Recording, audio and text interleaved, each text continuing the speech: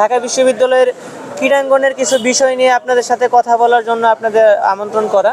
সেই বিষয়টার মধ্যে আসলে শুরুতে উল্লেখযোগ্য কিছু বিষয় রয়েছে, যার মধ্যে আপনারা জানেন দীর্ঘদিন যাবতই আমাদের ঢাকা বিশ্ববিদ্যালয়ে খেলাধুলায় নানা অনিয়ম এবং অব্যবস্থাপনা আমরা লক্ষ্য করে এসেছি, আমরা যারা ঢাকা বিশ্ববিদ্যালয়ের খেলোয়াড়রা রয়েছি। এর পাশাপাশি আমাদের ঢাকা বিশ্ববিদ্যালয়ের সেন্ট্রাল ফিল্ডের আপনারা দেখবেন যে অবকাঠামোগত অনেক ধরনের সমস্যা আমরা ফেস করে এসেছি। আসলে প্রশাসনের সাথে আমরা বারংবার কথা বলার পরেও অনেক কিছু সমাধান করা হয়ে ওঠেনি, সম্ভব হয়নি। যার কারণে আমাদের কাছে মনে হয়েছে ডাকসু একটা বড় প্ল্যাটফর্ম, যেখান থেকে আমরা আসলে আমাদের ঢাকা বিশ্ববিদ্যালয়ের ক্রীড়াঙ্গনকে অনেক দূর এগিয়ে নিয়ে যেতে পারবো। আপনারা সবাই জানেন আসলে খেলাধুলায় বাংলাদেশ অনেক এগিয়ে। খেলাধুলার মধ্য দিয়েই বাংলাদেশের একটা পরিচিতি এবং বিশ্বের মধ্যে সুনাম অর্জন করে নিয়ে আসে আমাদের প্লেয়াররা। সেই জায়গা থেকে ঢাকা বিশ্ববিদ্যালয় কিন্তু অনেক এগিয়ে। ঢাকা বিশ্ববিদ্যালয়ে ইন্টারন্যাশনাল প্লেয়ার থেকে শুরু করে আমাদের যারা সাধারণ শিক্ষার্থী রয়েছেন, তারা প্রত্যেকেই স্পোর্টসের সাথে অনেক ভালোভাবে সম্পৃক্ত এবং অনেক ভালো ভালো প্লেয়ার আমাদের ঢাকা বিশ্ববিদ্যালয়ে রয়েছে। কিন্তু নানা অযত্ন এবং অব্যবস্থাপনার কারণে তারা আসলে ভালো জায়গায় খেলতে পারছে না।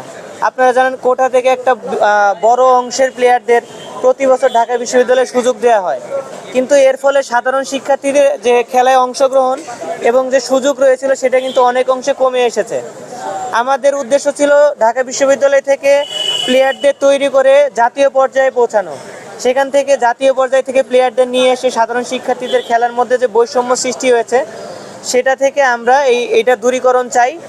এবং পাশাপাশি আমরা আরেকটি ইম্পর্টেন্ট বিষয়, ঢাকা বিশ্ববিদ্যালয়ের মেয়েদের যে একটা ডিমান্ড ছিল, তাদের যে একটা চাওয়া ছিল যে খেলাধুলার ক্ষেত্রে মেয়েদের দল গঠনের যে একটা সমতা, সেটার মধ্যে আমরা বৈষম্য লক্ষ্য করেছি।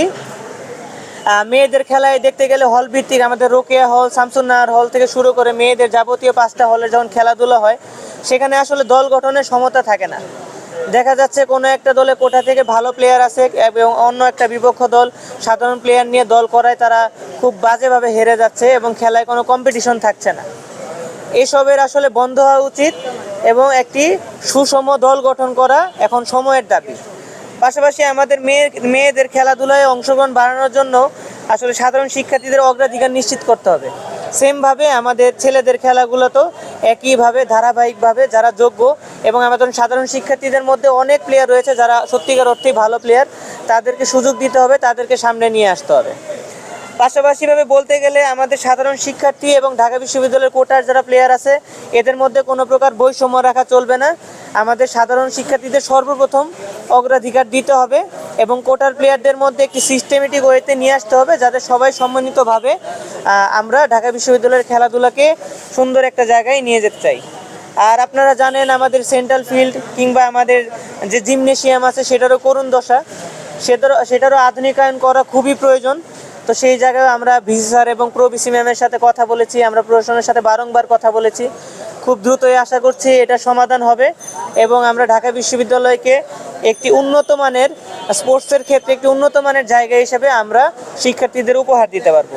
এবং আপনারা জানেন যে গত সপ্তাহখানেক আগে আমরা ঢাকা বিশ্ববিদ্যালয় স্পোর্টস ক্লাবের ঘোষণা দিয়েছিলাম, আমি মোহাইমুল ইসলাম তকি, এবং সেই জায়গা থেকে আমাদের ঢাকা বিশ্ববিদ্যালয়ের সব স্পোর্টস থেকে সব হল থেকে প্রত্যেকটি প্লেয়ারকে আমরা নিয়ে স্পোর্টস ক্লাবের ঘোষণা দিয়েছিলাম এবং সেই স্পোর্টস ক্লাব খুব দ্রুতই তার কার্যকরী পদক্ষেপ অনুযায়ী আমরা নেক্সট কী হতে পারে সেটা আপনাদের কাছে জানিয়ে দিব এবং আমরা আমাদের কার্যকরী পদক্ষেপ অলরেডি নিয়েছি।